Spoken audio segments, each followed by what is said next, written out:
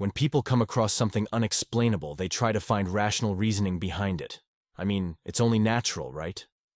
Well, sometimes things are better left unexplained. I learned this the hard way. It was a cool Thursday afternoon.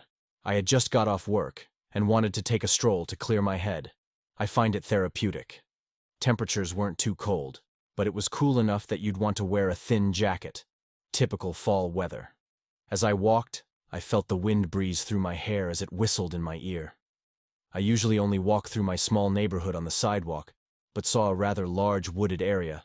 I decided to walk into it, thinking that a change of scenery would be nice.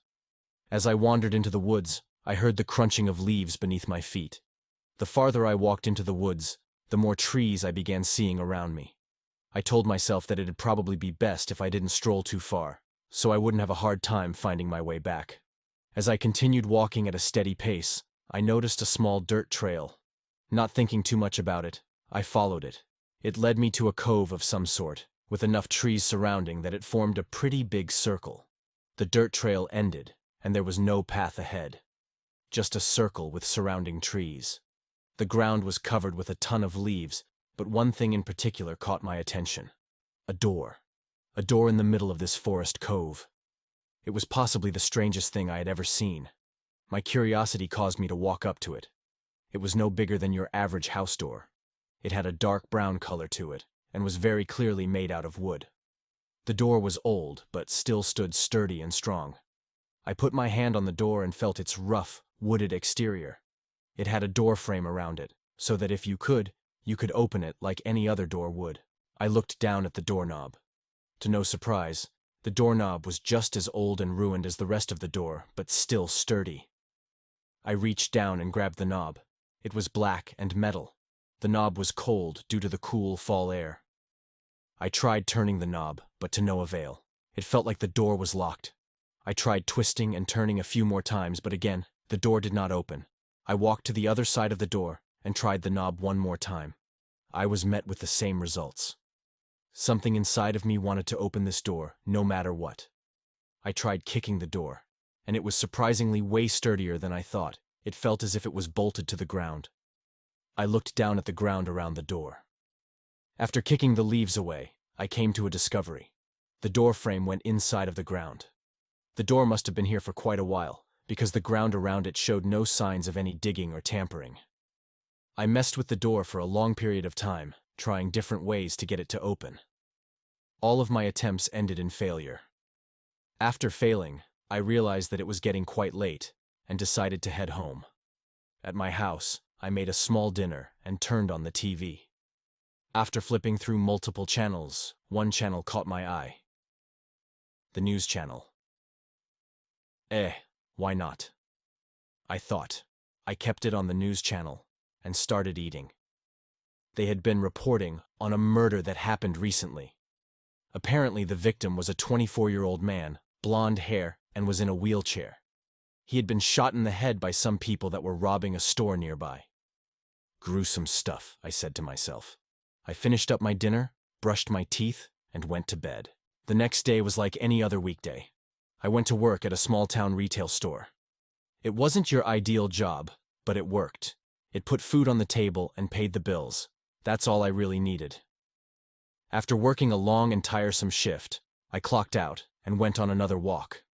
I found myself walking toward that same forest I went to yesterday, but somehow I didn't realize it. Eventually, I ended up at the entrance to the woods. I took a deep breath and entered.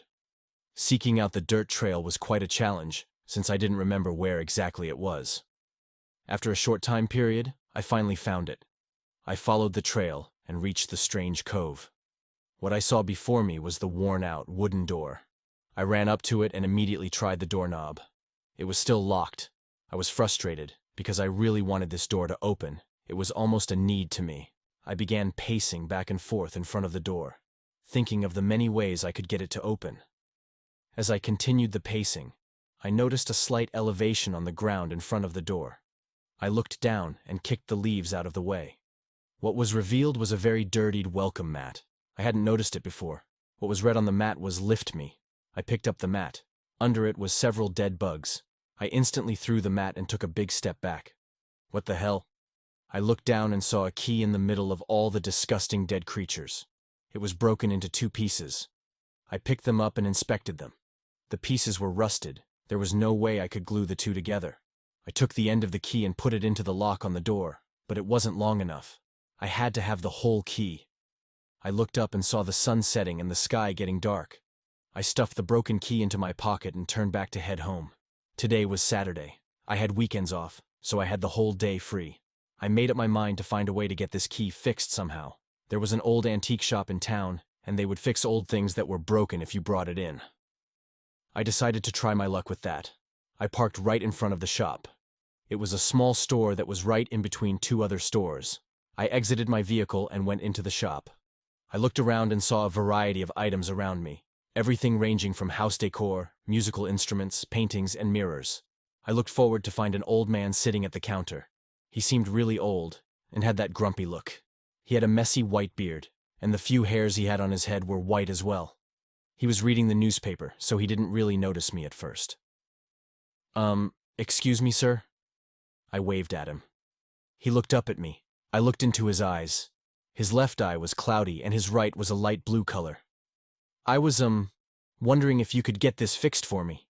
For some odd reason, I was intimidated by the old man. I showed him the broken key. "You want me to fix a key for you?" His voice was deep and raspy. His teeth were yellow and rotten. Some were even missing. Yes, please," I answered. He held his hand out. His hand was withered, very wrinkly, almost like a skeleton's hand. I dropped the key pieces into his hand. "It'll be a while," he spoke. "No problem." The old man grabbed his cane and slowly walked to the door that led to the back of the building. I waited around the store for what seemed like half an hour. The old man came out and I walked up to him. He reached out with a key in his hand. I took it. The key was whole again, and though it still felt a bit rough, it seemed like it would work. I paid him for his work. "May I ask you what you are doing with an old broken key like that?" I looked at him. "Just found this old house and hoped this key would work. I'm curious to see what's inside." I answered him. The old man smirked and said curiosity killed the cat. He then laughed with his rotten mouth. I nervously giggled. I thanked him and sprinted out of the store and to my car. I got in and drove to the forest. I arrived back at the spot where the door was. I walked up to it and faced it. I tried the doorknob, just to see if anyone else may have gotten it open. My curiosity was soon answered with a locked door. "Figures," I said to myself. I looked down at the lock and took the key out of my pocket. I slowly inserted the key into the lock and turned. The lock slot turned with the key. I put my hand on the doorknob, twisted it. This time it twisted all the way. I then pushed the door forward, and it opened. I could hear a creaking noise as it slowly opened. What I saw was just the other side of the door. Nothing special happened. I stepped through the door frame and closed the door behind me. I looked around. The air began getting colder. The wind was whistling louder. Fog began appearing around me. What was happening? I didn't understand. Then I saw something. Or someone, rather. What crept out of the fog was a man in a wheelchair. "Excuse me, who are you? What's going on?" I asked. I was met with silence as the man came closer and closer to me. The closer he got, the better I could see him. He had blonde hair. His face was covered in red. There was a hole in the middle of his head. It occurred to me that what I had been looking at was a dead man. The same man I saw on the news the other day. "Let us out," he choked out. Frozen in fear, all I could do was stand still as he came even closer. I slowly started walking backwards toward the door. I tripped over something as I was walking back. I fell to the ground, and I soon saw what was beneath me. It was a dead body, a mangled corpse. You could only tell it was a body because the head was still intact. The head turned slowly towards mine. You could free us," the head spoke. At this point, I got up on my feet as quickly as I could and ran toward the door. It seemed as if the door had gotten farther from me than it was before. I sprinted while screaming. "Ah, help! Someone help!" I yelled out. The fog had cleared up a bit. As I ran, I looked around and saw more dead people. Some were hanging from nooses on the trees. Some were on the ground, bloodied. Some were even walking toward me. Well, the ones who still had legs to walk with. But there's one thing they all had in common. They seemed to be speaking. I couldn't hear what the ones farthest from me were saying, but the ones closer were whispering something along the lines of, "Let me out, you can't leave, and stay with us." The ones who weren't saying anything were crying and screaming. All I could hear around me was those whispers and screams. I reached the door and fumbled the key out of my pocket. The dead people were getting closer to me. I was shaking so much that I had dropped the key into the leaves on the ground. I reached down and rapidly brushed away the leaves so I could get the key. I grabbed the key and inserted it into the lock. I quickly twisted and pushed the door open. I ran through the door and slammed it shut behind me. Breathing very heavily, I noticed the air become warmer, and the fog vanished completely. I ran away from the door and started yelling, "Help! Someone! Please!" All I did was yell. As I ran farther from the forest cove, I ran into a police officer with a flashlight in hand. There was so much going on that I didn't notice how dark it had gotten. "Whoa, calm down. What's wrong?" the concerned officer asked me. I was panting. "Please, you have to come with me. There's dead people," I yelled frantically. "Listen, calm down. I'm here because we've been getting calls about screaming going on in this forest. Was that all you?" No, not just me. There's people that need help. You gotta help them," I pleaded desperately. "All right, bring me to them. I'll get them help right away." I led the officer back to the cove, but what I stumbled upon shocked me. The door wasn't there. It had completely vanished. "What am I looking for?" the officer asked me. "Wait, it's not here." "Why?" "It was just here," I yelled. "What was?" The officer looked at me very confused. I looked down and sighed. "Nothing. Must have been my imagination." I was defeated.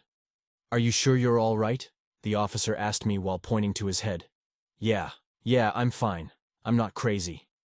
"Well, I'm gonna stick around and look for a bit, just to make sure. You head on home, all right? Get some sleep." "Yeah, I'll do that." I walked out of the cove and made my way out of the forest. Every day since then, all I could think about was that incident. What was that? Was it all just a dream? I knew none of my questions would ever be answered. No one would ever believe me either. If I tried telling anybody, they'd definitely think I'm crazy. The door may have disappeared, but the key remained. Why? Don't ask me. I don't have a clue. I can't bring myself to get rid of it either. I always keep it on me. Maybe I'll stumble upon that door again, and curiosity will kill me one more time.